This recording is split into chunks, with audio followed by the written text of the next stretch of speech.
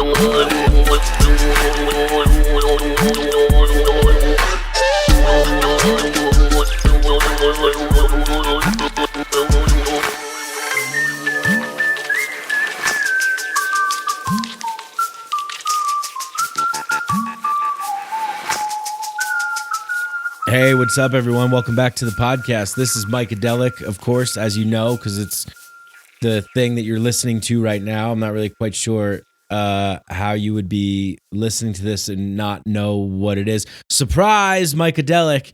That would be a cool way to get podcasts in front of people. Like somebody is, scrolling on their phone and they see, a new podcast from Radio Lab, and then they like turn on Radio Lab and it's just like, hey, it's Mycadelic and I'm talking to Savej and we're blowing your mind with like facts about reality and consciousness and DNA and psychedelics and medicine. And what's up, everyone? Surprise! Man, that would be great if we could figure out a way to like troll and surprise people through other podcasts. All right, honey, let's get into bed tonight and relax and listen to that podcast that we were planning on listening to together, This American Life. Hey, what's up? It's Savej and Mike Bragatelli here. We're talking about, you get the picture. You get the gist. Anyway, so that's who I am. This is what this is. This is Mycadelic, and I'm Mike Bragatelli, and you're you. And that was Savej, the guy that we just heard in the beginning. And then the music is also Savej, and this is just an awesome conversation, and I want to get right into it. And this conversation happened, I think, maybe a week and a half ago or maybe 2 weeks ago. And so if you are a Patreon person, if you are part of the Mycadelic Inner Sanctum Patreon, then you get access to this full podcast, commercial-free, ad-free, intro-free, the raw, unedited podcast. Goes up live after the recording, live to tape, folks. That's what they did back in the day in the biz. We're doing it live to tape. Sometimes I say folks on this show. I don't know why I say that. I only say it here. I don't say it anywhere else. What do I think? I'm Obama or something? Well, there's a lot of good folks down there. Remember when he said we tortured from? We did torture some folks. We had some folks and we tortured them folks. Folks came down and they ate some pie, then they got tortured, and they went bye-bye. All right, well, this is a dope-ass podcast, and what I'm trying to say is that, like, you get early release access to the full ad-free, commercial-free show, plus the video of it right away on Patreon. If you're a $5 tier member and up, that's what you get. You also get access to the Mycadelic Inner Sanctum Discord chat, which is great. It's people from all around the world talking, comparing notes, telling stories, sharing music, all that kind of stuff. So check that out. Big shout out to everybody that leaves 5-star ratings and reviews on Apple Podcasts, on Spotify, wherever you do. Just show some love if you dig the show. It really helps for people out there that want to get into this kind of stuff, but they didn't know about it. So the more popular that we can get, the more we can get in front of people that might not know about any of the things that we're talking about here, which is the goal. We want to build bridges. We want to get more people on this arc. Got to give a shout out to my sponsor, WaveBlock. WaveBlock is blocking waves. Okay, they're EMF reducing stickers that you put on your phone and your AirPods. They're little teeny tiny stickers made with technology and science that do things together that I don't really know how it works, but I saw a YouTube video of a guy with an EMF detection reader thing, and it was going bananas next to a pair of AirPods and phone. So I'm sold. I'm convinced. And why not? For like $20, you save 20% off when you put in the code Mycadelic. Get yourself some WaveBlock stickers, or don't, or remain to be controlled by the reptilian overlords that rule us from the core of the earth, sending out harmful radiation signals through our technology. Your choice, really. So yeah, WaveBlock, 20% off, Mycadelic. That's the thing to do. They're great. I love them. I feel better, feel protected against the global elite reptilian cabal. And I just generally like their product. It's just good. So that's it for that. I will say I got a solo podcast coming out soon. I'm going to be talking a little bit more about some things that I'm going to be doing, but not going to talk about that now. We'll get into that another time. Wow, this is a short intro. It's only 5 minutes. I mean, typically I go 10. So I could just sit here and just ramble on as an incentive to join the Patreon to get the ad-free, commercial-free, raw, unedited, early release podcast episodes with video. But remember when there was a TGIF lineup on television? Remember those days? Remember when you had to dial? Okay, you get the point. All right, well, much love to all you people out there. I love all of you that support this show, that write to me. Oh, I'm off social media, so I'm not really on. I'm checking Instagram from my laptop. So if you want to get in touch with me, mycadelicpod@gmail.com is the best way. I'm switching over to Proton email, but I'm like, I have it already. I'm not used to it yet. So that's it. Enjoy this episode with the one and only Savej.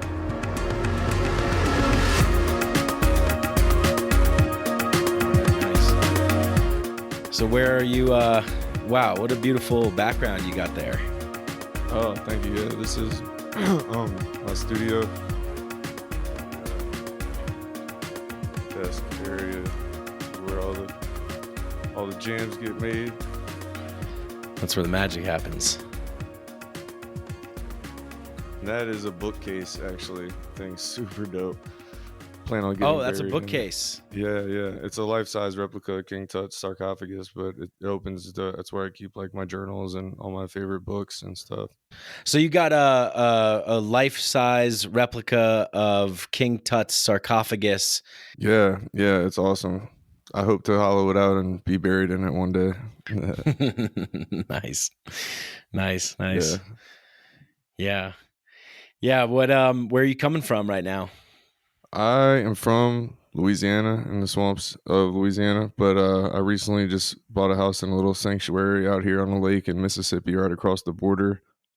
During the height of the COVID situation, I was feeling the apocalypse vibes, and I was already wanting to get out from where I was at, and I was like, man, this spot looks dope. So we picked it up, and here I am. So I'm literally in the middle of nowhere. Cool. Yeah. What drew you over there? What was exciting about the space? It just had everything that I enjoy all contained in one spot. It's super, super chill and lax. I'm not a city boy at all. I got mad respect for people who can keep up in that environment, but like I need kind of like my nature and my zen like right here. I don't want to have to travel for it. So that plus I like to fish, and I can fish out of my backyard now, so that's good. We got a little 400-acre freshwater lake right behind us, so it's pretty nice. Beautiful. Well, congrats on the new space. Oh, thank you. Yeah, I've been really enjoying it.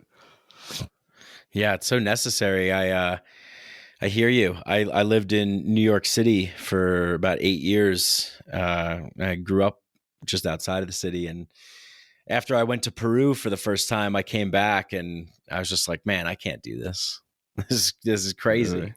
This is nuts. Where are you at now? I'm in Denver, Colorado. Oh, sick. Okay, cool. Yeah. I've only been up there one time. Luckily, it was during summer. I went for Spangel's last live show at Red Rocks with Closey and Spangel and Desert Dwellers, and it was dope. I want to go back. I'm playing a festival out there this fall in Durango. I believe. Oh, it's hell a few yeah, hours. dude. Yeah. Unison Fest. You're playing Unison? Yeah. Dude, I went last year. It was the first one, and my first time back in a proper festival setting. I will say it is a proper festival setting that they've created there. Yeah. That's what I heard. I heard the vibes were impeccable. Actually, Matt is the one that told me about it. Sweet. And then, they hit me up a few weeks ago. We locked everything in, and I'll be there. Hell yeah. Well, I'll be there too, for sure. Sick. Yeah. Yeah. It's a great one. I've really been looking forward to going back to Colorado. Like I said, I've only been once, and it's sad because I loved it so much. And I want to check it out. I mean, I was one of those people who went there one time and was like, oh my God, I have to live here like everybody else. And then I'm just like thinking about my Louisiana bones in the winter months. I'm like, yeah, it's all fun and games until November gets here. Yeah. We just got dumped on like almost 2 feet of snow yesterday and last night. Dude. So I was just outside, like I'm all like dirty and shit from like shoveling and doing stuff. Yeah, that's definitely a negative aspect, I would say. But it checked all the boxes for me when I first moved here. But now being here after like 3 years, I'm like, man, I kind of miss like being near water, like being close to an ocean. That would be cool. And I love the jungle. I mean, Costa Rica, Peru, those are two of my favorite places that I've spent a good deal of time in. And you as well, right? Yeah. I actually just got back from Costa. I just got back from Mexico. Actually, I got back from Costa late December. I'm going back to Costa to play this really cool event on April 1st. I just got locked in yesterday. And actually, I have like some really close friends down there who are looking to build like a commune and have the means to do it, and a really cool community that they're looking to build up and permanently live there. And it's super tempting. So it might be in the cards for me in the not too distant future. But yeah, I love it out there. I will say I do agree with some of my friends' sentiment as far as like the culture of Mexico being more interesting, but the landscapes of Costa being more interesting. Yeah. But yeah, after I just spent had a crazy week in Mexico, dude. Like we did the craziest shit, and we took a hot air balloon ride over Teotihuacan, the Pyramid of the Sun, the Pyramid of the Moon. Sunrise, dropped into some medicine in the hot air balloon. That was wild. Like directly over the Pyramid of the Sun. It was amazing. And then recorded some amazing vocals. I did some throat singing. Two of my friends did some awesome singing at some sacred sites where we sat down with my field recorder and mic and recorded some stuff. And it was wild week. But yeah, I really love the food and the culture over there. Like I'm from Louisiana, dude, so like usually when I travel, it is not food that impresses me. And like when I spent some time in Mexico City, I was like, damn, because I was unaware it was like considered the food capital of the world, and I get it now. So if I could bring Mexico City to Costa Rica, that'd be like paradise.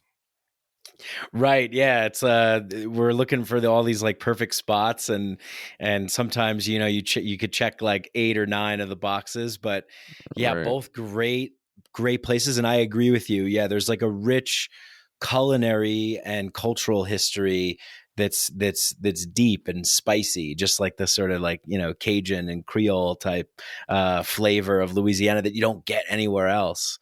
100%. Yeah. Yeah, and I was coming off of 2 months of under 20 grams of carbs a day. I was running keto for a bit, and I went straight to Mexico City for a week. Straight, like, went back to eating carbs. So that was already like a tortilla is like a crack rock at that point. So I was just like, when I was eating that good Mexico City food, dude, it was like a spiritual experience every time we went out to eat. Yeah, it is. Yeah. Yeah. Yeah, awesome. Yeah, it seems like I have a lot of friends too that are doing things in Costa Rica and running retreats, and same thing with in Peru as well. Like, I just talked to my friend who's running dietas down the Sacred Valley, and both those locations. I haven't been to Mexico in a long time, actually, but I do have friends there as well. You mentioned the pyramids. Which one was that again? So that's the site at Teotihuacan, which is the Pyramid of the Sun, the Pyramid of the Moon, and the Temple of Quetzalcoatl. Right. This site is super cool. I mean, for a while it was attributed to the Aztecs, but now we know that the Aztecs simply stumbled on it. And we don't really know much about the people who actually built it and who lived there for a much longer period of time before it was stumbled upon by the Aztecs. Their language was kind of lost, but I mean, the technological implications of this site are insane. And there is a tunnel system underneath the Temple of Quetzalcoatl, and there's a chamber in the center of the tunnel, and essentially the walls of this tunnel system, which is multiple hundred feet long, and it's like 15 meters underground. It's like 50 feet below the earth, and the walls of the tunnel are lined with powdered pyrite, like fool's gold. So when you are walking through it with a light or a torch, it looks like you're walking through the cosmos. It's like stars everywhere around you. And they also have cinnabar on the walls, which is, if you're unaware, it's like cinnabar is mercury sulfate. It's basically the curse of a lot of old tombs and stuff, because when you touch, they would put it all on the tombs and stuff, and when you would touch it and breathe it in, you would essentially go nuts for up to 2 months, hallucinating and whatnot, and then die of heavy metal poisoning. So, but in the center of the tunnel, it splits off into the four directions, north, south, east, west, and it's directly mathematically centered underneath the Temple of Quetzalcoatl. And when they discovered the tunnel, which happened through rain opening up a giant hole in the ground, like a manhole, dude, it was like a few feet wide, perfectly circular, and archaeologist Sergio Gomez dropped clean down into it and found this place, and just like he ended up winning a bunch of awards and stuff. And so there was 22 or 23 walls blocking the entrance to the chamber, the center chamber of this tunnel. So from the entrance of the tunnel down here, way back here, here's the Temple of Quetzalcoatl. A few hundred feet away, you walk a straight shaft, and then there was 22 or 23 walls blocking it. So they ended up knocking them down very recently, a few years ago, like 2016 or 18. And that opened up to the center chamber. And in this chamber, they found more artifacts than any other archaeological site that's ever been discovered. There was over 130,000 artifacts in this chamber, and there were pools of liquid mercury in the bottom of the chamber, which is mind-boggling to me, considering a lot of the stuff I've read about liquid mercury in ancient times, and dealing with even weirder stuff like propulsion systems for extraterrestrial crafts and whatnot. But and there was these four statues. So the center chamber of this tunnel represented the center of the cosmos. The whole tunnel was like a map of the cosmos to the Teotihuacan people. So it was super interesting. And but yeah, and so I posted a video on my Instagram also. I don't know if you saw it, but when I was there, just like the Mayan pyramid at Chichen Itza, when you stand in front of the Pyramid of the Moon, there are these smaller little temple structures on either side. And when you clap, the sound of it slides up these structures and creates this wild echo / reverberation that sounds almost exactly like the quetzal bird, which was the sacred bird of the Mayans and the Aztecs. And so I got a video of myself. I've seen this clap happening on YouTube for years now. So when we got there and I was told this site also does that, I was like, no way, I have to go give this a shot. So sure enough, dude, it's a loud, crazy echo that's just like ew, ew, ew, whenever you clap, and it sounds just like a bird. It's nuts. Did you record that? Oh yeah, it's on video. It's on my. I recorded it with my field recorder and my video camera. It's on my Instagram. Cool. Awesome. Yeah. Yeah. I've been taking I took an Instagram detox essentially because Nice. yeah. So now I just plug in on my laptop to like check messages and stuff. But yeah, I'll check that out. I had to do it, man. I had to do it. I was just too like, I didn't even realize how hooked I was, like how distracted I was getting. And Yeah. I had to just delete Instagram off my phone and just like get rid of that impulse and do like a dopamine reset. It's Yeah. been great. I really love it. Now I can kind of plug back in and just use it for what I need to use it for. So Yeah, I feel that. Yeah, I was using this app called Opal for a little while that like straight runs a VPN on your phone, and you can choose what hours of the day it'll straight up block certain apps from accessing the internet. So like it can disable Facebook and Instagram and stuff. I found that to be like a little bit annoying, but now I just use this app called Forest. You're familiar with the Pomodoro method? yeah. Productivity, Yeah, 25 yeah. minutes and then a break. Yeah. So this app's called Forest, and like it's like $4, and whenever you click start on the timer, it plants a tree for you, and you choose like these different types of trees, and basically you work for 25 minutes, and if you leave it or you pick up your phone and like touch anything and get out the app, your tree dies. But like when you get through the whole 25 minutes, you got a tree, and so over time you're growing a forest of these trees, and it's like showing you your tree collection. I find that kind of fun, and I've been using it when I'm making music and stuff. Are they real trees? No. It's like a digital Oh, tree. okay. That'd be dope if like someone was planting those trees Yeah. and there's like some guy No, waiting, like, no. wait a second, we might kill this tree. Yeah. No. It's just cool because it gives you a little visual representation of the times that you remained focused and were in that flow zone. Yeah. Oh man, so good to be in that flow zone. I love getting in that space. Yeah, I Yeah. imagine that's probably how you make some of your best music, right? Is Well, I by mean, getting in that state. 1,000%, 1,000%. I mean, it's required, honestly. And electronic music production is unique in the sense that like a lot of activities that we would consider to be like pure flow generally don't really engage that like what we call left brain, like that logical portion, as much as it engages the right hemisphere or creative aspects of our cognition. But music production like kind of retains a balance of using both, because like you're dealing with a computer and audio engineering and like very technical things while also having to engage like pure creativity. And so there's a bunch of tricks and just production methods that kind of help keep you in that creative zone where you don't feel like you're on a computer. It's why I have like a lot of the gear that I have. It's why I use Ableton, the program I produce in, because it helps me. It's designed to keep you in that flow state. So when I'm unable to get into that flow when I'm in a studio session, I mean, like whatever I'm making is trash. That's just it is what it is. Sure. Yeah. Yeah. Yeah. It's all about finding that perfect balance. Yeah. Yeah. I see that. Yeah. You call it the ancient future. I've heard other people talk about that. I really like that a lot. And then I saw you had a playlist too, the ancient future playlist on Spotify. Yeah. Really like that term. What do you like about ancient future? Man, me too, man. Honestly, for the last couple of years, when people ask me to describe my music or what kind of music do you make or whatever, like, dude, I don't have any idea what to say. I don't know. Ancient future is the best way I can boil it down into the fewest words to where it kind of conveys something. It's like there's like flutes, but then there's like 808s and then some throat singing and then a bunch of pieces from 100 different cultures, and then but it's also groovy and you can dance to it, but you could also like sip some ayahuasca to it. Like none of that makes any sense. So ancient future just feels right and fits.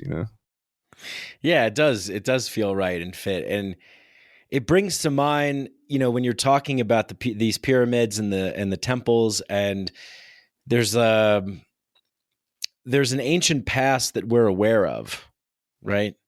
That Totally. maybe we were taught in school and things like that. Sort of, I guess, like the mainstream general consensus of like how far back this shit goes, and then there's like something else that's Totally. like, wait a second, what was happening before that shit? And that's where I feel like sort of that ancient future comes into play, because I believe that we have had a period of time on this planet where there was advanced technology merged with magical and shamanistic practices in a harmony, and then lost our way. That kind of like got erased. But now maybe we're sort of like remembering all that shit again and being like, wait a second. Totally. I mean, these are the questions that keep me up at night, dude. And people like Graham Hancock and Randall Carlson are unraveling our textbook history. They won't be recognized for it for a few decades, probably, because oftentimes, like, dude, science is such a political organization. It's unbelievable. And it's really an ism, like science-ism. I forget who was like breaking down that concept, but it really helped Rupert me frame Sheldrake. it. Okay. Yeah. And yeah. It really is just a belief system, and those beliefs become antiquated as at the upheaval of new evidence, etc.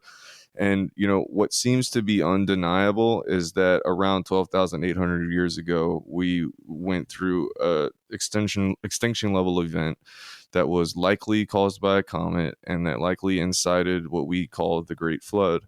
And I've been researching this for years, and while obviously I can't say anything as an absolute fact, what seems to happen is that this flood has happened numerous times, not almost cyclically.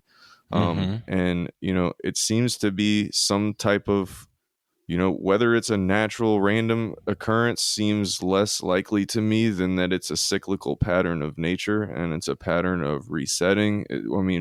We're culturing human beings on the surface of this planet. It's no different than culturing mycelium in a petri dish. Like, at some point it needs to be reset, especially if we haven't gotten it right to where we can live in harmony with the natural forces and natural laws that we're embedded in. So it makes sense to me, whether it's, again, whether there's some kind of metaphysical aspect to this, or some pattern of the universe, or whether it's just every so often a comet smokes us because that's just how it works in space. I don't know. But what seems to be evidentiary from geological evidence, archaeological evidence, is that 12,800 years ago, this happened. And the surface of most of the earth was covered in miles deep of water that was flowing unbelievably fast. So these patterns can be seen in the geology when you zoom out in numerous places. Randall Carlson has really nailed this down in a way that's really undeniable. And it's sad because, these types of guys, because they're not part of the good old boys club of science, they don't get the recognition that they deserve. And like, Graham Hancock is not even, he doesn't claim to be a scientist. He calls himself a reporter. That's what he is. He's just bringing to light, piecing together a bunch of different works of other archaeologists who have been doing this shit for decades. And, it's crazy though, man. I love to think about it because, to your point, like, it's very obvious that, and the word technology here is a bit broad because we can describe the things that we're seeing today as technology, like the Great Pyramids at Giza, etc., all these other crazy sites with crazy features, but they also imply a deeper level of technology that we probably, or at least haven't yet found in a way that's evidentiary. You know what I mean? So I don't know, man, but it's like, man, what did they have? What was the capstone of the pyramid at Giza made of? Where did it go? How did they get built? How is it possible that the architecture of these cultures, who apparently didn't have any means of communication, all were building similar style structures? What did they do? Why did they have aquifers underneath them? What did that do? We know Nikola Tesla was experimenting with a very similar technology. So what did these structures do? Because they clearly had a function. I mean, it's pretty much consensus at this point, I would say, that the King's Chamber in the Great Pyramid at Giza was a darkness chamber. It was an initiation chamber where people experienced darkness, essentially a darkness retreat, and that many people were initiated there. Something else that's interesting is that there's a shaft that stretches multiple hundred feet that essentially lets in, on certain days of the year, only the light of the star Sirius. What was their connection to Sirius? Why are all these other cultures connected to Sirius when they shouldn't even know? How did the Dogons know that Sirius was a binary star system? That makes no sense. Yeah. If we understand their technological capabilities as what the current scientific consensus is, that makes no sense. There's nothing to account for the fact that that culture knew Sirius was a binary star system, which we just proved like in the last 100 years, I think, and that they knew that the planets were spherical and that we were in a solar system. Because European culture still thought we were the middle of the universe until a few hundred years ago. So, none of this makes any sense. But we can only hope that one day we get answers. But, it's kind of fun to have a little mystery game to play, and makes life less boring, I guess. Yeah, that's for sure. Yeah. There's I like to think of it almost as like a trail of breadcrumbs, right? Has been left, or like in movies, they always talk about like Easter eggs, or video games, like there's little Easter eggs to be discovered around.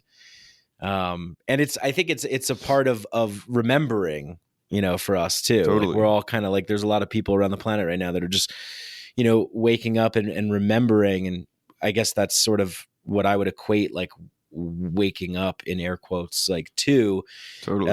Is this deep sense of knowing, either through an altered state experience, plant medicine, any kind of sacred earth medicine that can facilitate that. Yeah, I'm curious to get your take on this. For me, it is always kind of like a welcoming home, or like a remembering. Oh yeah, remember this, remember that. And then to your point about, the cyclical nature of time, it would seem that we exist in a realm of patterns and repetitions, totally, and rhythm, right? Totally. This is why I tuned my music to 432 hertz. A lot of people think that that's woo-woo, but I did not do that because I read it on some wake-up blog. I do it because I've been looking at these patterns, specifically the precession of the equinox, the great year through the 12 zodiacal ages, 25,920 years. And all of the math boils down, and this number 432 is everywhere in these ratios and in this math. When you boil down the rotation of the Earth, the wobbling of the Earth's axis, which is what causes the precession of the equinox as we know it, and all of these things, that number is rampant. And what were you asking me? You're curious of my take on? Yeah, I get the link between psychedelic or altered state experiences, which cause us to come into a deep sense of knowing or remembering. Yeah. And then the sort of patterning or familiarity that we experience, let's say with like fractals and stuff, and then how that is happening on like a large scale, like you're talking about. Right. Yeah. Right. And essentially, like, fractal mathematics is what I'm describing with the precession of the equinox and these cycles of time. It's no different. It's the same thing boiled down. And my personal take on what we're experiencing under the effect of, really in particular, tryptamines, is that we are directly bridging the gap between the conscious and the subconscious minds and allowing a direct interfacing with our genetic material, which I believe that our non-coding genetic material, the 99 point whatever percent that does not translate into proteins and 3D print our physical bodies into being, contains something of a story, whether that's our lineage, our generational story, whether it's, deals with past lives. I don't know. I can't really nail that down, but junk DNA, as we call it, because that's what we call anything we don't understand, follows something called Zipf's law of language, ZIPF, named after the guy that discovered this law of language, Zipf's law of language to the T. This was studied by MIT. And what that is, it's basically a syntactical studying of the frequency of the occurring of words and the structure of syntax in a language, and it's universal across all languages in any text you look at, etc. Like, the frequency of a certain word will be correlated to the next level of frequency, etc. But I think that, based on my own experiences, obviously I'm just speaking for myself because I have been having a series of direct DNA experiences for the last 8 years, since 2014. And I believe, and also a great read that helped me kind of frame this based on other people who are having the same experience, is The Cosmic Serpent by Jeremy Narby. Oh yeah. Yeah. My top book of all time. And I don't say that lightly, because it really helped me get a framework for understanding these DNA experiences I was having and understanding the nature of DNA, which I'm now like totally obsessed with. And but Yeah, please tell me more, because I'm very much interested in this. I was recently talking to somebody about, actually it was a artist, Luke Schroeder. I don't know if you're familiar with him. He was on the show not too recently, and we were talking about bacteria and the microscopic world and DNA, and how a lot of trips get depicted as like cosmic and out there. And we were talking about actually going deep within. So yeah, I'm curious to know more about this, because I don't know too much. Yeah. Exactly what you were just saying. I was hoping that would get brought up, honestly, because that's another framework that's been really helpful. Having like constructed mental frameworks through like absorbing a bunch of different perspectives and drawing a composite is super helpful when you hit the psychedelic space, or else it can lead to a lot of confusion. But sorry, my dog is going off right now. But so DNA, in essence, I mean, obviously is the most perfect language that could exist, right? And so it's the fundamental underlying code that basically codes for the language that speaks us into being. So the genetic material itself, it codes for 20 amino acids. There are 20 amino acids that create all the proteins that make us up, but there's a start codon, which is basically a capital letter at the beginning of a sentence, and there's a stop codon, which is like a period at the end of a sentence. So you basically end up with 22 letters, right? And so these 22 letters, which we call amino acids, are translated by an amazing molecular machine that we call a ribosome that slides up our genetic material like a zipper, and it translates these 22 amino acids into words that we call peptides, which are strands of amino acids. These are the building blocks of proteins. And these peptides are then strung into sentences, which we call polypeptides, which are strands of peptides.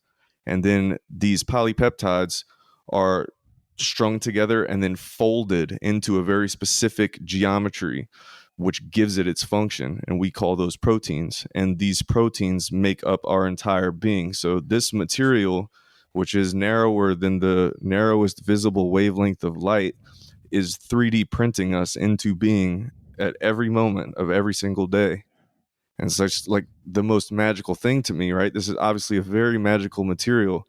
Side note, DNA is going to be our storage medium in less than 5 years, probably. Our universal storage medium. We're going to move away from hard drives, because in the volume of a teaspoon of DNA, it can literally be programmed and store as much information as it would take 10 Walmart supercenter size buildings with our current storage technology to do. People say you could fit the whole internet in a shoebox full of DNA.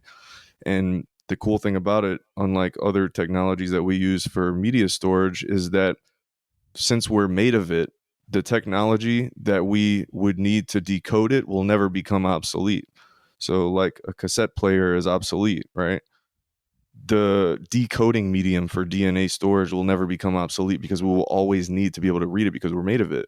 So as we continue genetic work on the genome, it'll be a similar technology to what will decode the storage. But anyway, this material is, like I said, 3D printing us into being all the time, but only a very minute percentage of it is doing that. The rest of it is doing something else. And I refuse to believe, based on experiences and evidence, like I was just talking about following the law of language, that it's random or an accident. I don't think a code this perfect could ever be an accident, right?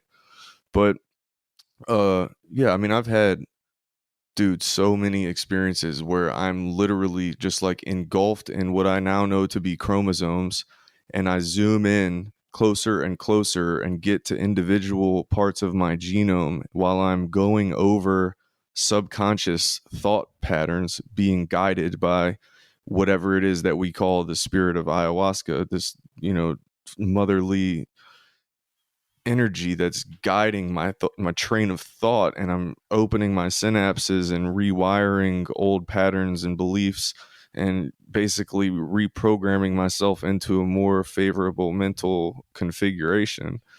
And as so okay, well, as far as the zooming in thing, that was a whole nother framework for me because I had the same experiences, particularly um I'm gonna assume I can openly talk about whatever on here, Please, but yes. Yeah, hell yeah. particularly with the combination of harmalas, isolated harmalas, so harmine and harmaline, which are the monoamine oxidase inhibitors present in ayahuasca and Syrian rue. Particularly with the combination of those compounds with vaporized DMT, I have pretty reliable cellular experiences. This is also when I started having the experience of Anubis, which is tattooed on my arm now. But so I would literally be aware through the whole process of zooming in. This is how it didn't even take me long to figure out what I was looking at because of the fact that I was zooming in. And I would go through tissues, and then I would see like tissue, like you're looking at it in a microscope slide where it's just like a conglomeration of cells. And then I would zoom into like the cellular function. And this really gave me, I mean, dude, I'm like trying to like pick out organelles and stuff. Obviously nothing's labeled here, but I'm like looking for what I can, right? And then ultimately I would land in the genetic material. So I'm like zooming in the nucleus of a cell ultimately, and then I'm like interfacing. It's like I'm plugging into my genetic material where it seems like I'm able to make changes. And we now know through ayahuasca research that epigenetic changes are being made by Yeah. regular ayahuasca users. So we know scientifically now we know it's happening. Is that what's happening when I'm zooming in on this? I personally subscribe to that belief, and it takes a lot for me to subscribe to a belief like that. But I've experienced it so many times in such a convincing manner, and I've experienced so many changes in my life. I think that's what's happening now. The framework that this helped develop for me was that cellular awareness, life at the cellular level exists at an octave or two below our experience of life, right? So this can be framed as like a density or a dimension underneath us. This is the dimension of cellular, and then the genetic level is an octave below the cellular level, perhaps, right? So what that helped me frame, which is kind of a little like side field, is the bacteria that colonize our GI tract obviously have a massive, massive effect on our life. Like science is just now beginning to understand the gut-brain axis on a deep level. This is something that shamanic cultures have known for tens of thousands of years. But so obviously the bacteria that we colonize in our gut, let's say we eat a diet high in sugar, this is just an example of like possession, right? The bacteria that we're cultivating, we're culturing bacteria, a species of bacteria that thrives on refined sugars. When we eat a diet high in sugar, we know that's bad for our long-term health, but the bacteria that we were cultivating send chemical signals to our brain that are translated through our vagus nerve that force us to crave the sugar, crave their food. They want to get fed. They want to grow. They want to increase their population. They want to survive, da, da, da.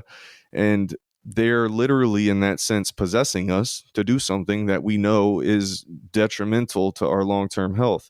So you're literally talking about something that is directly parallel to what shamanic cultures consider like lower vibrational entity attachments, like a bad spirit in you, right? That's possessing you to do things that are bad. And that's just one example. Other bacteria you can cultivate can cause chronic inflammation, autoimmune conditions like fibromyalgia, which is just a term of a set of symptoms that we don't know what it is. We just know like you're kind of feeling shitty all the time and you're chronically inflamed. Other bacteria cause infection, other cause brain infection, like the spectrum of what bacteria can do to you is just like mind boggling. So to understand that this life is happening and some of these bacteria are almost like an octave underneath cells, because like when you look at, it's difficult to understand the scale of microbiology, the whole spectrum of scales of sizes of these creatures until you see them next to each other. But you can have bacteria that look like almost nothing compared to, you know, a cell, like a white blood cell that's taking it down, you know, or whatever. And just really framing that in my mind as a potential direct parallel to what the shamanic cultures are calling entity attachment and da da da. And that's not even to say that you know, there's no such thing as like spirits, you know, whether good or bad, because, you know, that doesn't necessarily negate that the bacteria could simply be a physical manifestation of some type of metaphysical thing that's, you know, bringing it about or whatever. The same way that the sun is the physical manifestation of God, because the atoms that make up our body were created via nuclear fusion in the core of the sun. That doesn't mean that there's not some overarching spirit that we call God, which I personally believe is a broadcast signal of pure awareness. But like, yeah, man, anyway, Yeah. that kind of stuff gives me a good reference point, and I'm just super fascinated in unifying concepts, like spiritual concepts, with scientific concepts, because like what you were saying earlier, you know, with the word magic, that's an interesting word a lot of the time, because it really just implies something that we don't understand yet but that we can witness, right? Yeah. So like I said, Totally. Yeah. yeah, these are the things that keep me up at night. Yeah, hell yeah. Good things to be kept up by, for sure. Yeah, Arthur C. Clarke's famous quote is any advanced scientific technology is indistinguishable from magic. Yeah, I love that quote. It's awesome. Yeah. Yeah. And as you were talking about, you know, the microscopic level, the cellular level, and what this bacteria does, and how it, you know, if we're eating a lot of sugar, it's just going to want to perpetuate that. Like it's naturally baked in incentive system is like, all right, cool. You're taking in sugar. We're bacteria now that thrives on sugar. Give us more sugar. And it seems like as within, so without, as above, so below.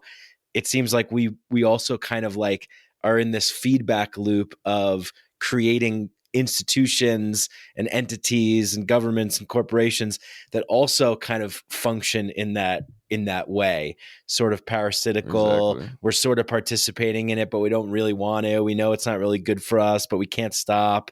Right. You know, yeah.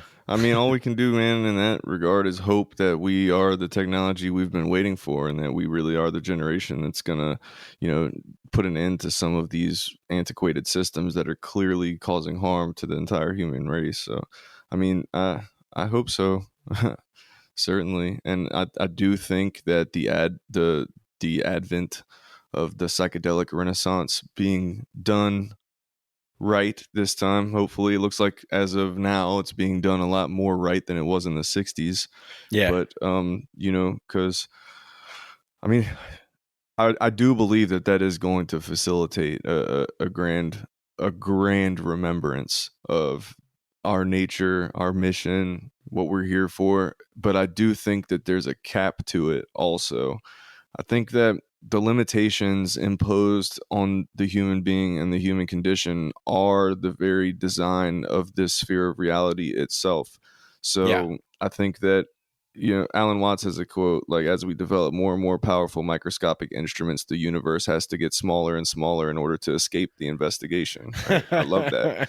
Yeah. And like, I think that there's a very purposeful cap to what we can remember, but that we can remember how to live in harmony and accordance with the natural order of things.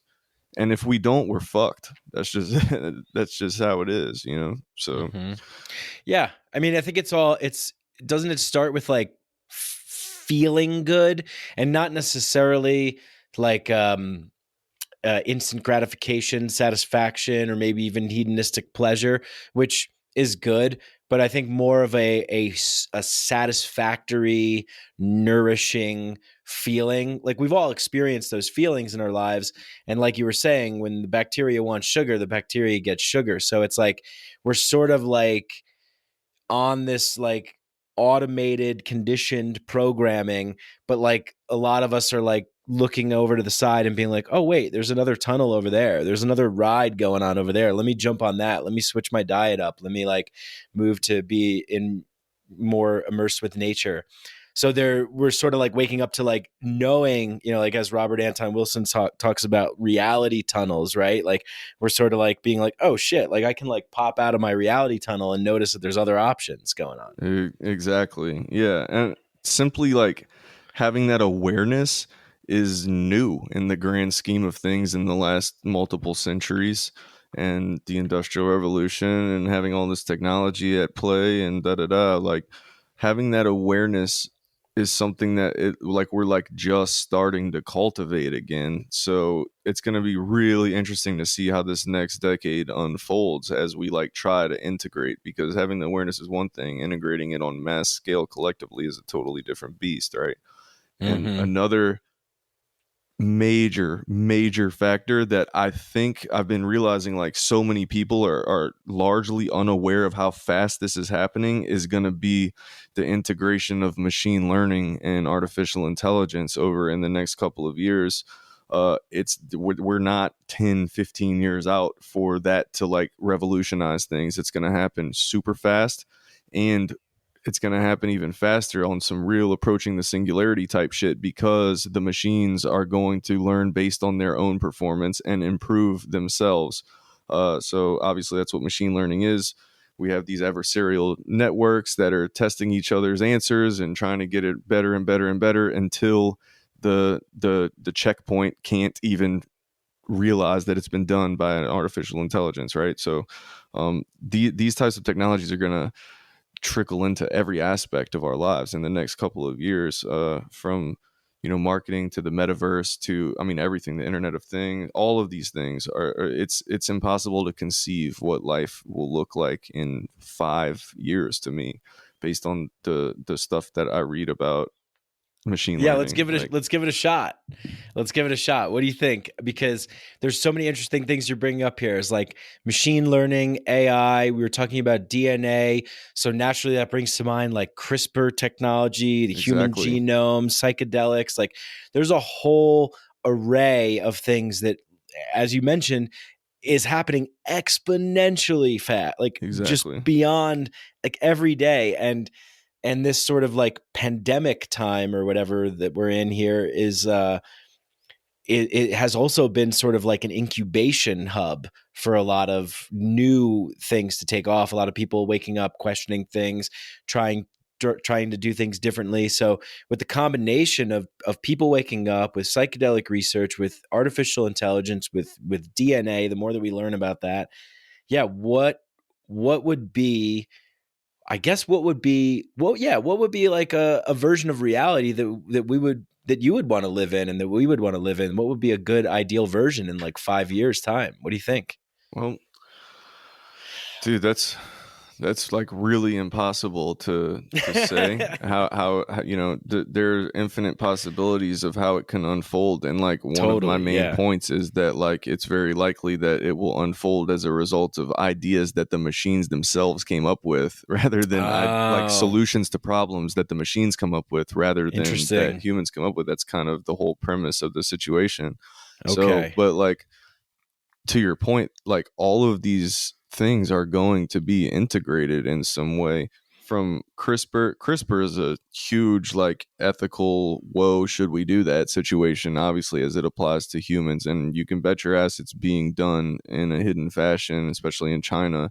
But they I think a few years ago like put the hard stop on using it in humans, obviously for the fear of designer babies. People are going to be able to design their kids like a video game character, which is super weird. Yeah, that gets into like eugenics and stuff, right? Yeah, and super not fair and only accessible to people with cash at first, and you know how that goes. But yeah, man, the fact that machine learning is coming up right as the psychedelic renaissance is happening is super interesting to me, because like you have this whole technological revolution that is literally the singularity as for all practical purposes, but then we also have this whole remembrance of culture that like truly keeps you connected to the core of what it means to be human and to nature and all of that. So they're like in a sense polar opposites, but I don't think they have to be. I think they just have to be integrated in a very clever way that achieves a certain type of balance to where they can both lift each other up instead of,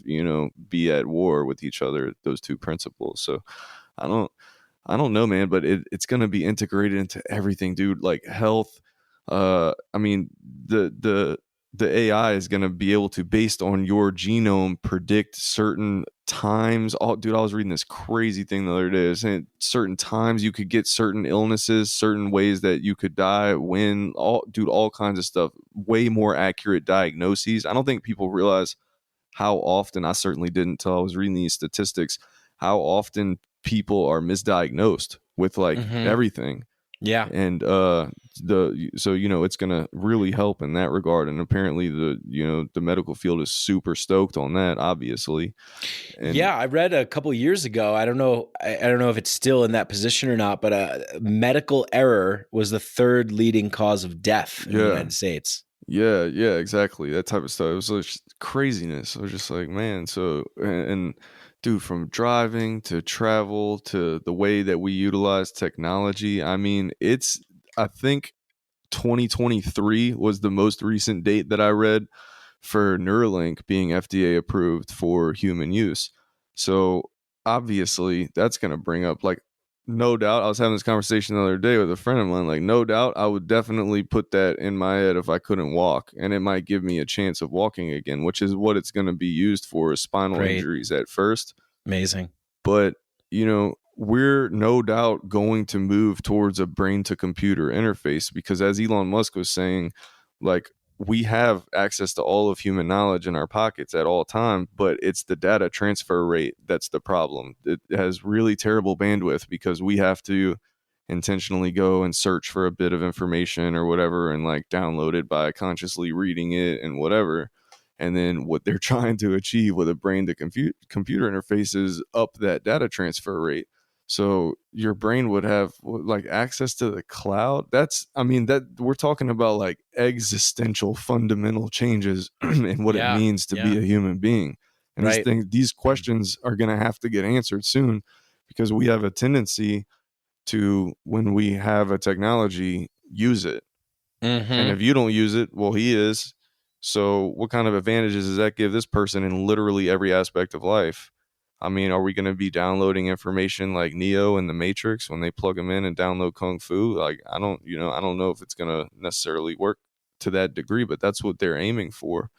And man, it's like I said, dude, the next decade is going to be a wild roller coaster.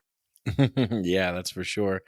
Yeah, for sure. And with every advancement, there's always a shadow side. There's always Totally. There's a double-edged sword kind of thing that comes along with a lot of it, because with a lot of innovative technology, there also comes like, hey, can we use that in the military? Can we use that in space? Can we use that? So a lot of people have talked about this before, but I think that it's really, really going to be very important for us, those of us that can make an influence, to suggest a little bit more balance, to lead with a little bit more balance, so that our consciousness can be evolved enough to handle the technology, and we're not just, going to blow ourselves up. Exactly. And I mean, that's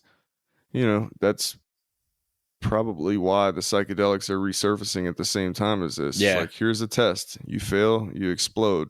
You pass, you live in harmony maybe for a little bit till the next flood or comet smokes you. You know what I mean? Like, another thing that I didn't mention too was nanobots, like nanobot drugs. They're talking about being able to create nanotechnologies that have binding affinity at different selective receptor subsites that could essentially mimic the effects of a drug based on its programming, any drug. So, for example, if you program a serotonin 2A antagonist, that's the mechanism of action of just about every classical psychedelic. So like, what? I'm going to eat some little nano robots, and then I'm going to like be on drugs all of a sudden. Like I said, these are things that it's so hard to even comprehend or fathom. Yeah. Before we witness it. But it's like, man, the smartest people in the world are, telling us how quickly this is coming. So it's like people should like listen to them. Yeah. You briefly mentioned the metaverse.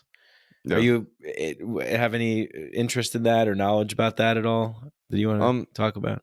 I mean, been invested in it for a while, but that's going to be a super weird one too. For example, and that's why a lot of these things need to be regulated before they come out. Like, I've never been so pro regulation on shit for AI and for the metaverse because, for example, if social media companies are allowed to retain your data, this is one of the arguments right now, is that they need to have like a very finite amount of time they can retain your data in the metaverse, because there's no rule or very lax rules in that regard for like regular computer usage on social media. But if they're allowed to retain your data for a while, what they can do is have avatars that, like NPCs basically, that are inseparable from another real player in the metaverse. Like, to your perception, you won't even be able to tell it's not a real person, and they will come sell you and pitch you on a product or thing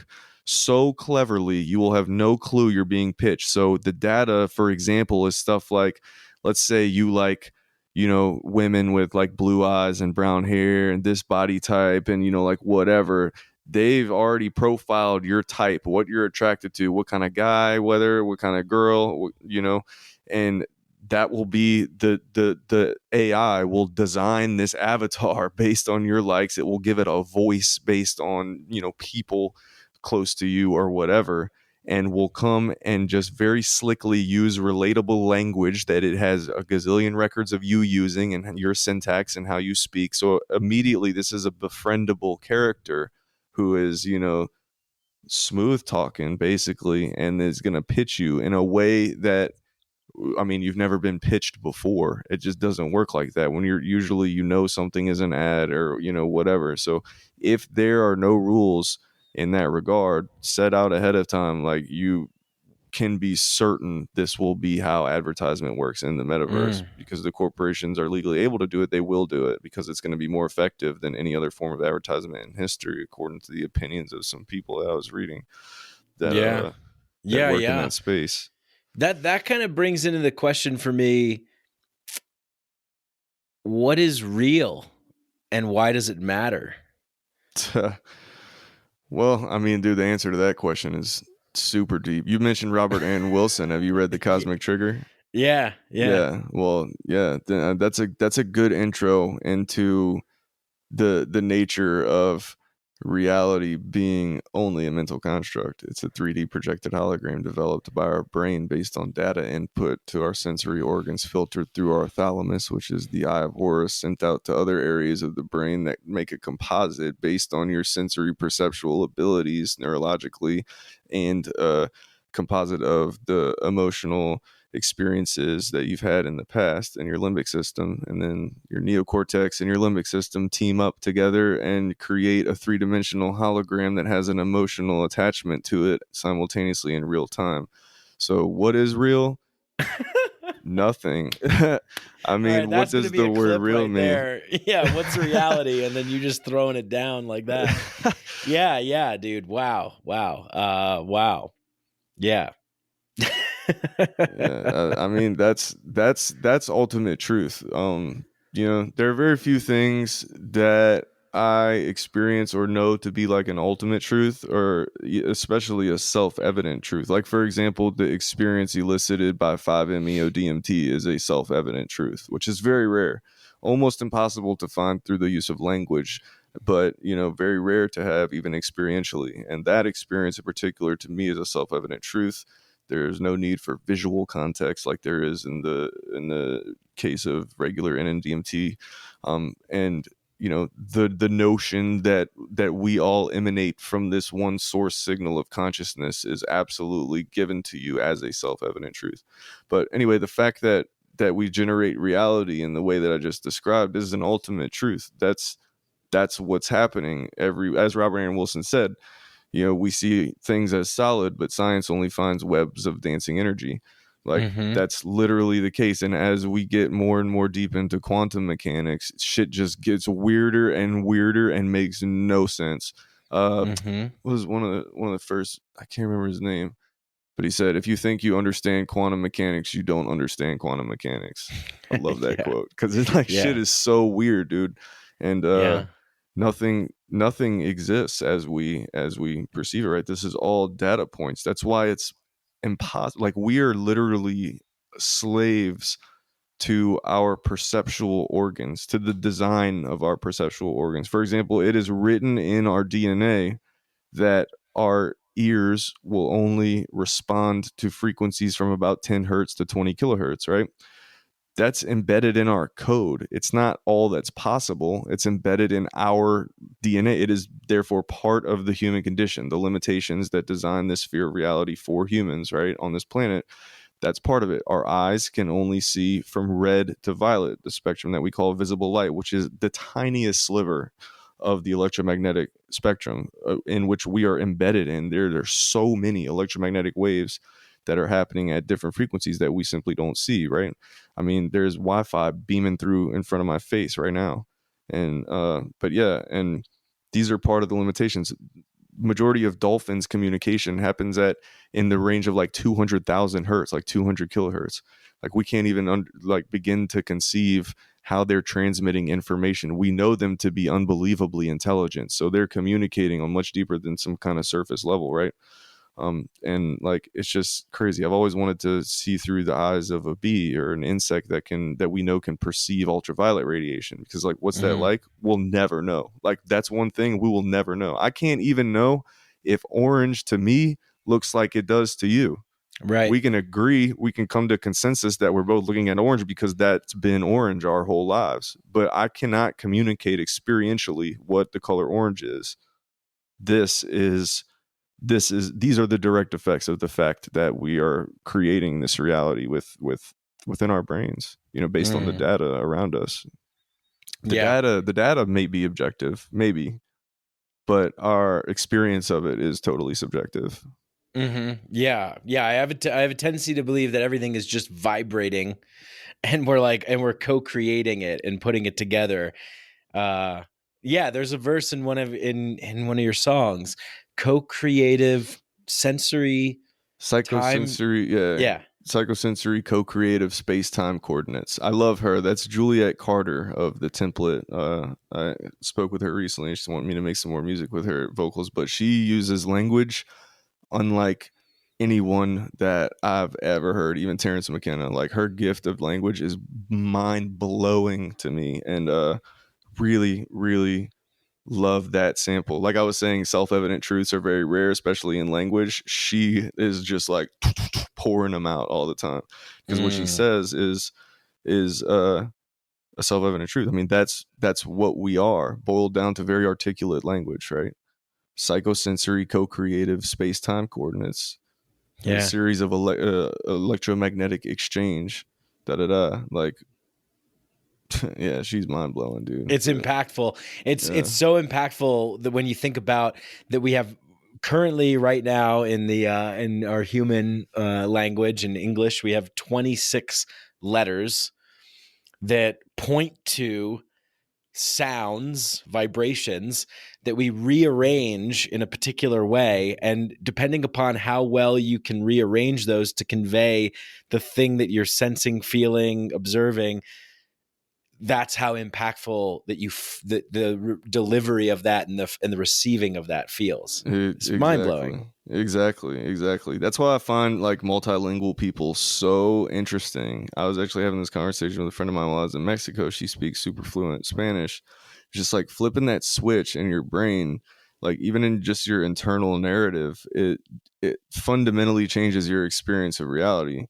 To be able, even syntactically, like for example, the syntaxes are so different that like even just in Spanish versus English, which are very similar syntactically, in Spanish you identify the thing and then you describe the thing. So instead of red table, it's like table red, right? In English, we always go for the description of the thing first and then describe the thing. Now this, much like in audio production, it changes the signal flow of things. Like in audio production, it's different if you put a compressor before an EQ versus an EQ before a compressor, right? It changes your signal chain of how you're processing reality. in ways that probably have subconscious consequences, if I were to guess. But yeah, and then there are other languages that don't syntactically, that aren't syntactically compatible, like Hebrew and English. This is why all the translations of the Bible are so just like wrong, basically. There are some that just aren't cross compatible, and there are some, as Terrence McKenna used to talk about, that present their meaning as imagery, as direct imagery, which is also a totally fundamentally different. Like, think about hieroglyphs and shit like that. Yeah. It just like your language. That's why I find the whole notion of the splitting of the tongues thing so interesting, right? Because at some time it certainly happened, whether it was at the hand of someone, something, or whatever. It definitely happened. So, but yeah, I agree. Wait, what are you referring to? The splitting of the tongues? The notion that at some point in history everyone spoke the same language. Oh, and, right, and right. then it was like karate chopped, and all of a sudden everybody speaks. We're like not cross compatible all of a sudden, and that spawns entirely different cultures who have different experiences of reality. Right. That's how I find. Like, I wish I was multilingual, man. Like, I really do, and I find people who are multilingual so interesting because of that. They can just flip that switch. It's so interesting to me. Yeah, I think there was a study done, I'm not sure, but I remember something vaguely about a study being done about when multilingual people, when they switch, that there's some significant change in like who they actually are, that they're actually a different person when they're speaking in that language. Yeah. Because like you were just saying, like it invents the word logos, invents culture, invents these symbols, they carry vibrations. It creates reality. Yeah, exactly. Yeah. And that's why I find Hebrew and Sanskrit in particular to be extraordinarily interesting. Yeah. They're one of those languages, or two of those languages, that like kind of present themselves as imagery, and they have variables within the language. Like, I understand the syntax of them just because I've read a lot about it. I couldn't fathom that I'd be able to actually learn to speak it. Like, I don't know. It seems like crazy, but I kind of understand what makes them special to so many people. Yeah. And I went on a long journey trying to understand that, because on the solstice of 2014, I had my first of a series experience. That's why my album is called Solstice, by the way. But at the beginning of a series of experience, this is where I was experiencing this language, and these entities were showing me this language, and it was plastered on everything. Years later, now I know that a good handful of people experienced this language. Allison Gray has tried to recreate it through her like secret language thing. It doesn't look like that, but it's kind of close. But I was convinced at first that it was Hebrew. So I started reading all this stuff about Hebrew. I got some linguistics books and like trying to figure out like, well, how? Because I mean, I had a crazy experience. And I came like to realize after experiencing more, well, like it's not Hebrew. By the way, the 22 letters of the Hebrew alphabet are directly correlated with the 22 amino acids that we spoke about earlier. There are numerous reasons for this, and there's actually been college research done on it as well. They were even grouped in the same way that the Hebrew letters are grouped. It's super trippy. Wow. But I found that Hebrew wasn't really compatible with what I was seeing. There was like extra characters and symbols and stuff, and it also looked like Sanskrit sometimes. So I'm like, what is this? And the closest thing visually that I've found to it is called the Khmer alphabet, Khmer, which is what the magical tattoos, the sakyans, are done in. That language is said to have like magical qualities to it or whatever. But I mean, the logical conclusion I can draw is that this language that we're experiencing in this space, because it seems to be the same language that everyone I talk to experiences based on our descriptions, at least. Remember, we can't directly convey experience, but it seems this way. I would imagine that it's some type of primordial language that has something to do with our genetics for sure, that from which Hebrew and Sanskrit and some of these earlier languages were derived, but they're not carbon clone copies. They were derived from it. Probably because we can't carbon clone copy it, but it seems to be the language of the subconscious mind or of junk DNA itself, or whatever. But super interesting. Yeah, definitely. I've had that experience as oh wow, well. awesome. Yeah, and I had had a very profound experience in an ayahuasca ceremony where I just was speaking. I typically have, or I've had, and I've had a lot of like vocal experiences, and language. And in that particular ayahuasca ceremony, I remember just speaking a lot of these things. Like it was just like, gosh, yeah, like, I don't know, just like coming out and like kind of like more like type of like quality to them too. And, and then like someone gave me a book called like Egypt and the Flower of Life or something. And I saw some of the words and I was like, oh shit. And then it was shown to be, I think, Sanskrit.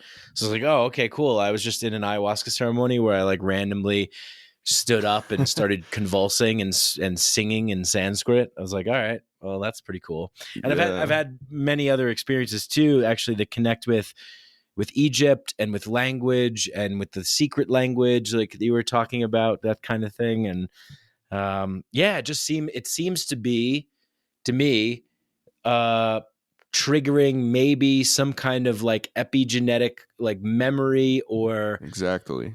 Right? Yeah. Exactly. So it's like, hey, wake up, remember this shit. We're going there again. That's what I was talking about earlier in the pod, is about the tryptamines directly interfacing you with what we call junk DNA, with that non-coding genetic material that holds some type of story or memory, whether, like I said, whether it's past life, whether it's lineage or whatever, like your generational memories, or perhaps just the memories of all the other times your soul has incarnated here or whatever. DNA is very clearly the physical medium through which some type of metaphysical magnetic consciousness is translated into physical being, right? There's no argument to that.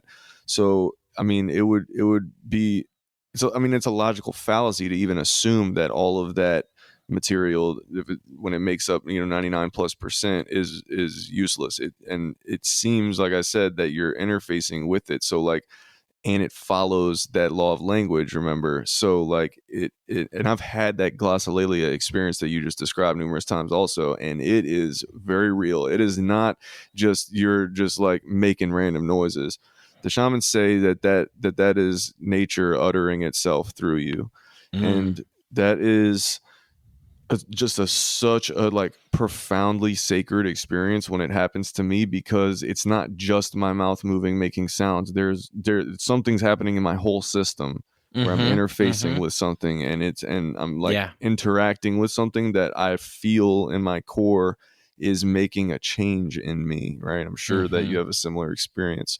And yeah, it's so interesting, man. Like I said, some of these things are things that are just so intuitive and built from the subconscious wirings of our brains that I'm not sure we'll ever develop a conscious full understanding of them. I hope we do. Cool. But I'm cool with it if not, because when you're in that space, it's so real, profound, and you understand, which, by the way, like when I'm deep in medicine space, I understand this language when I see it visually. Yeah. I read it like a book, and it's crazy because each symbol contains so much information. It's like each character is a paragraph. It's not a letter, which is mind boggling every time I'm there. That's why I got so obsessed with it when trying to figure out what language this is, And but it's, that space is just so real and allows us to truly rewire our subconscious patterns and programming and stuff. And that's something that's really special. And I think that that's why these things used properly really do have the ability to like put us on the right path as a species, Oh, hell yeah. Psychedelics and theogens, sacred earth medicines, they're technologies, totally. And totally. For sure. Yeah, and I mean, exactly. They're molecular technologies, and we always think of technology as some kind of silicone-based thing or whatever. In fact, this shit's been under our nose for tens of thousands of years, or millions of years, honestly. The the mycelium and psilocybin mushrooms and the genetic lineage of the mushrooms and mycelium has been collecting data about the planet for billions of years, reproducing itself, containing that data within its genome. You're interfacing with it, potentially its genome, when you ingest them. And each of these things has such a unique story to tell, and like pieces, bits of data to integrate into our system that we might not even be consciously aware of. But like, obviously, like it's rewiring people in a favorable way most of the time, like overwhelming majority of the time. So yeah, I would say that we sometimes we reach the limits of language, right? And I think that totally. we're doing a podcast right now, we're talking about all this stuff. It's fucking fascinating. You're a wealth of knowledge, my friend. Just amazing. And I can't help but think that like there's a rewiring that happens. Like when I first listened to your music, like I was like this is it. Like this is what it is. Like this is it. I feel that you're saying something through your music. Maybe you don't even know what it is in linguistic terms, but there is, like you were talking about, the frequency, the hertz, like there's something happening there that harkens me back to, that just makes me feel fucking great. Like I feel aligned and in tune. And so there's information being delivered in that. I don't know. I mean, what's special to you about the process and like what you put out, and just considering all the stuff that you're fascinated about, I can't help but think that it like gets transmitted in like a vibratory way or something. Oh, no doubt. I mean, at least that's what I intend to do. And like, I'm so glad that my album was so well received. I mean, it changed my life when I released that music. It was like, it's connected me with like true soul family. And totally was just like shooting my soul up in a flare gun. And like people who like, they came to me, which was great, because largely in my community that I was in, I was pretty much like an anomaly for all intents and purposes, and not a lot of people were interested in these kinds of things around me. And so, but I mean, I didn't care. I was still doing my thing and just obsessively researching everything. And finally, like, people who I can share with through my music, and I mean, like you were saying, linguistically, like that's what I intend to do, is to create a linguistic pattern of sound that translates and transmits an understanding and a unification of cultures, and kind of breaks down cultural barriers and barriers of like time and lineage, right?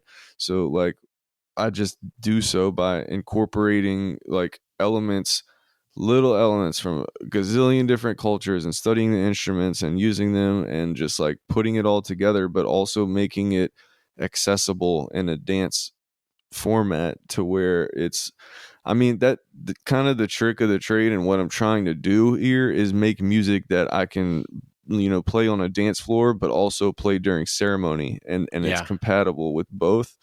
And I think that album did a good job of doing that. I'm working on some new stuff I think is going to do a even better job of doing that. And I mean, but totally, I mean, I'm definitely imbuing this stuff with intention. And to be honest, like, every one of those tracks on that album, I made the skeleton of in medicine space. Mm-hmm. So like, that is, a direct channeling of, well, whatever state of consciousness I was in for that.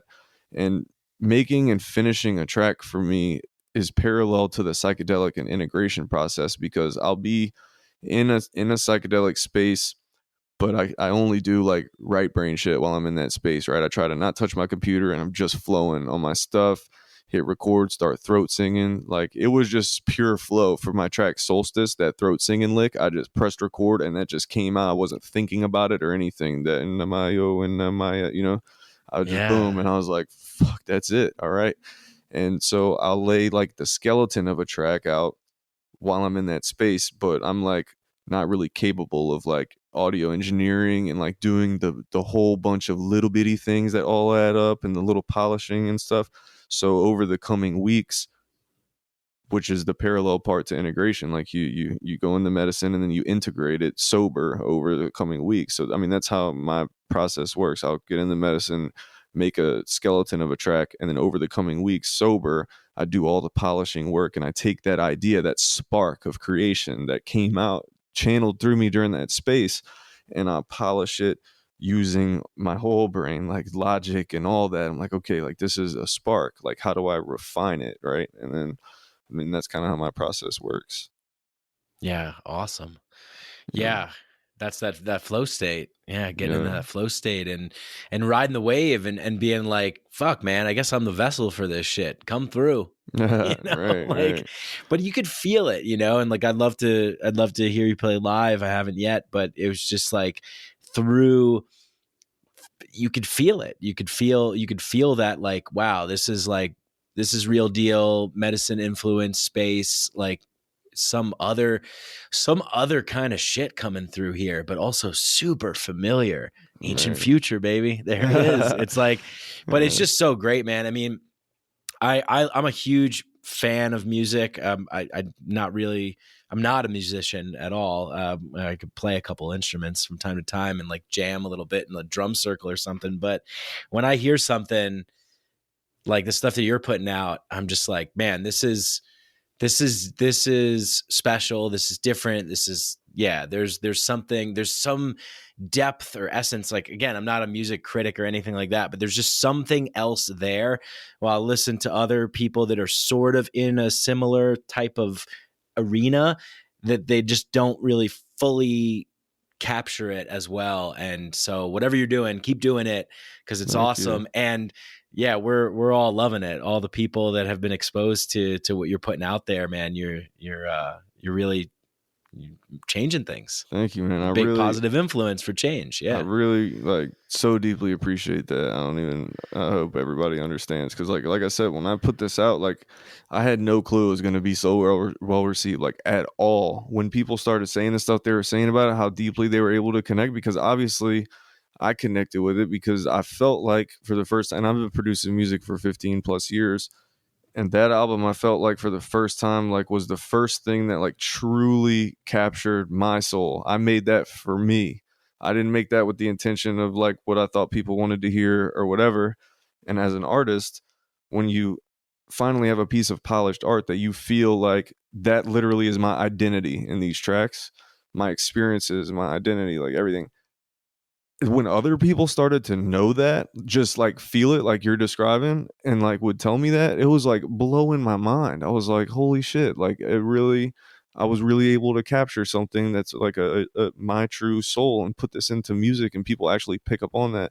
And that's what I encourage all music producers to do now, is like, man, don't create what you think people want to hear, because there's a grand irony in this situation. Because when you make music for yourself and capture your identity without those kinds of thoughts, that's what people resonate with the most. It's counterintuitive, but it's true universally.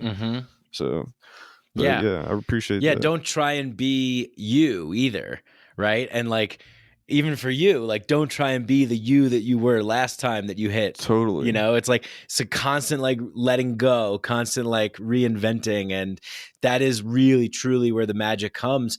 Because when you put that out there, and I'm hearing it, I'm like, oh man, like he's taking me back to like experiences I've had and like truths that I've discovered, and like there is this like sort of, if it is good for you, it's good for a lot of other people too. Like it's solstice and solstice, Exactly. in a way, like, it's like resonating, it's connecting. So yeah, man.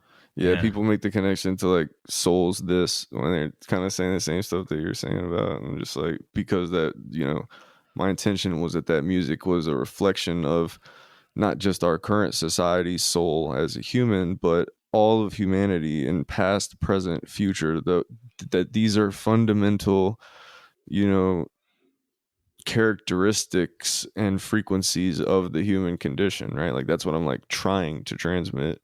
And yeah, man. And there's something also really cool, and that's the ancient future aspect of taking organic sound sources, flutes and handpans and shit and chacapas. I got all kind of little rattles and leaf shakers and little frog things and and super organic sound sources and then digitally manipulating them and making them crazy with modern production techniques. And you can kind of tell the story of going from ancient to the future by beginning with the fully organic version and just the beautiful version, and then you start fucking it up, right? Like glitching it out, and just like that gives that vibration of like going from the past to the future, you know? So yeah, for sure, man. Yeah, and you're a great translator. You're a great bridge for that. Even before in the podcast when you were talking about the peptides and everything, like you broke that down in a way using your own language in a way that is easily understandable. And I think that's how we create that bridge from ancient, to future. And right. like, it's like, can we bring this down to a level where people are understanding it? Because it's like, yeah, like some of the guys that, we're talking about Robert Anton Wilson. I mean, he's got some easily digestible things, but some of his books are so dense, and like Rick Strassman and this guy, Andrew Gallimore, that I had on the podcast. Like, you had him? Awesome. yeah, he's dope, man. I love him. He's the best. But it gets pretty heavy, but gets pretty dense, pretty technical. But when you're able to break it down, and explain it like the way that you did, that's what's needed, I guess. Right. Like it's sort of like almost like being in like a teacher role. That's what I'm super passionate about. And I'm really just like vocally communicating my own path to understanding complex information and my own analogies and metaphors. I'm really just like vocalizing my own thought process when I'm relaying it to someone. But like for me and for everyone, like you're saying, it's super, and like anyone can make something super complex, but what's productive is to make it simple, like you were saying. So like when you do that, and usually utilizing a lot of metaphor and analogy is like the tipping point most of the time, depending on the subject matter. But like thinking, like just reframing things, because a lot of like biology stuff triggers this like school complex bunch of vocabulary I might not know, like feeling in people cognitively. Right. Whereas like when you can take it, I mean, like I was talking about, I love using the analogy of DNA 3D printing us into being, because it's exactly what it's doing. But people know what a 3D printer is. You might not know what a ribosome, transcription, translation, and the other facets of DNA, of genetics being translated into proteins and protein folding and all that is, but you don't have to. You just have to understand the overarching concept, and then it becomes interesting. And then people who find it interesting may go off and do more research. Having that framework, they may go do more research and try to get to the deeper levels of it if they find it interesting. If not, oh well. But now you have a new framework to understand DNA. So, I mean, but yeah, that's I'm like so equally passionate about finding articulations, like simple articulations for complex subject matter, as I am about making music. It's like I just have a never ending, like, dude, it's like a blessing and a curse, like a never ending thirst for knowledge and understanding things. Like not just like knowing them, like understanding them. It's two totally different things. And there's so many things that I know I'll spend the rest of my life trying to understand, probably won't make it there, but it's still like just a fun life path for me to try to break these things down, because life gets mundane otherwise, man. Like we're creatures of habit, and our brain builds tolerance to things the same way, to circumstances the same way it builds tolerance to drugs. And things that are otherwise fascinating become boring to us as we get used to them. So it requires the development of new frameworks to bypass the boredom, right? And like remembering, like my ultimate goal of the subject matter that I'm interested in is like remembering just how fucking magical it is that I am this conscious creature on this fucking floating rock through space, and I'm in this such an able-bodied meat suit. I'm so capable of so many things. And like it's just so easy to forget that, and just, I think that's a major cause for depression and everything, just forgetting the magical nature of simply being alive. But it's so easy to do. Yeah it is. That's it sounds like you are right in the midst of, right where you need to be. And because I resonate with what you just said, and I feel that as I get older, the more experiences I have, the more I learn through experiences and wisdom gained from those experiences, and the integration and embodiment of those things.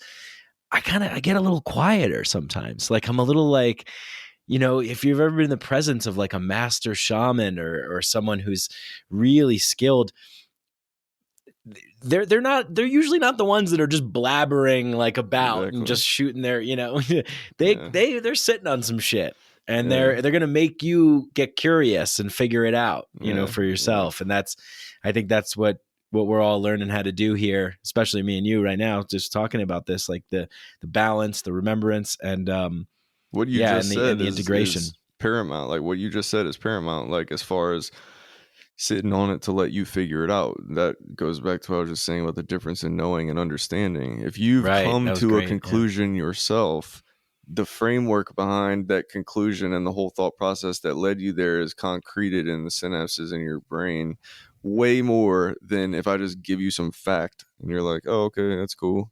And that's 100%. Why those that know don't speak often, because they speak just enough to give you a spark to get there yourself. It's way more productive that way. Thanks for sharing your spark today, man. I really appreciate it. Yeah. I feel like there's we just like scratched like the top of the surface here with what I'm sensing is like the depth of what's going on with you. So I'd love to do it again sometime in the future. Sure. Let's stay in touch. Tell people where they could find you and where they should go.